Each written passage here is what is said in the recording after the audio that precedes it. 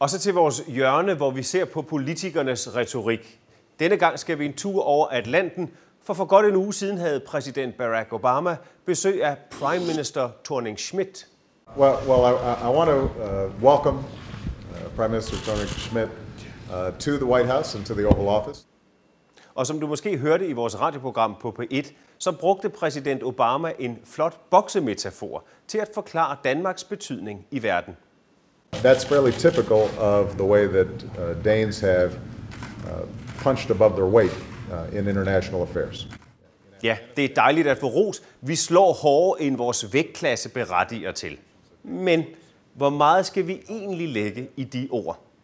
Gør vi det ifølge Barack Obama bedre end for eksempel nordmændene? Lad os høre, for Norges statsminister Jens Stoltenberg har også været på besøg i Det Hvide Hus. I've said this before, but I want to repeat. Norway punches above its weight. Norge slår altså også hårdt. Men hvad så med Holland? Her er regeringschef Mark Rutte på besøg hos Obama. We have no stronger ally than the Netherlands. They consistently punch above their weight. Og hvad med Irland? Ireland punches above its weight. It's a small country. Eller Filippinerne? The Philippines is not the largest of countries. In using a phrase from boxing, punches above its weight. Ja, mange små lande får store rosende ord med på vejen, når de besøger præsidenten. Og måske har kopieringstasten sat sig fast på Obamas taleskrivers tastatur, for bemærkede du, hvad Obama også sagde, da han havde besøg af den hollandske regeringschef?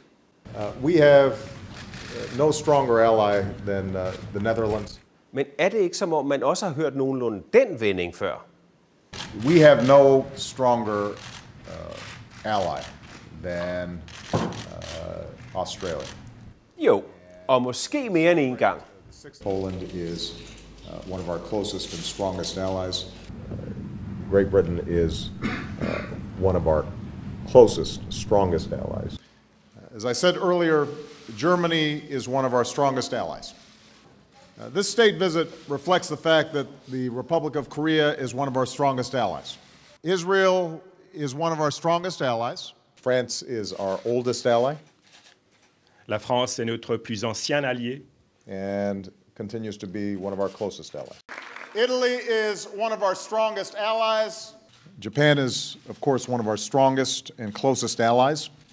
Ja, USA har altså mange tætte og stærke allierede. Men hvad så med Prime Minister Helle Thorning-Schmidt? For vi er vel i Danmark en af USA's stærkeste og tætteste allierede. Ikke, Mr. President? I also wanted to just say how much we appreciate the great alliance and partnership that we have with the Danish people on a whole range of international issues. Hvad? Er vi hverken en af USA's tætteste eller stærkeste allierede? Nej, vi er bare en god allieret. Ja, nogle gange skal man lytte mere efter det, der ikke bliver sagt, end det, der bliver sagt. Tak for nu, og på gensyn i næste uge.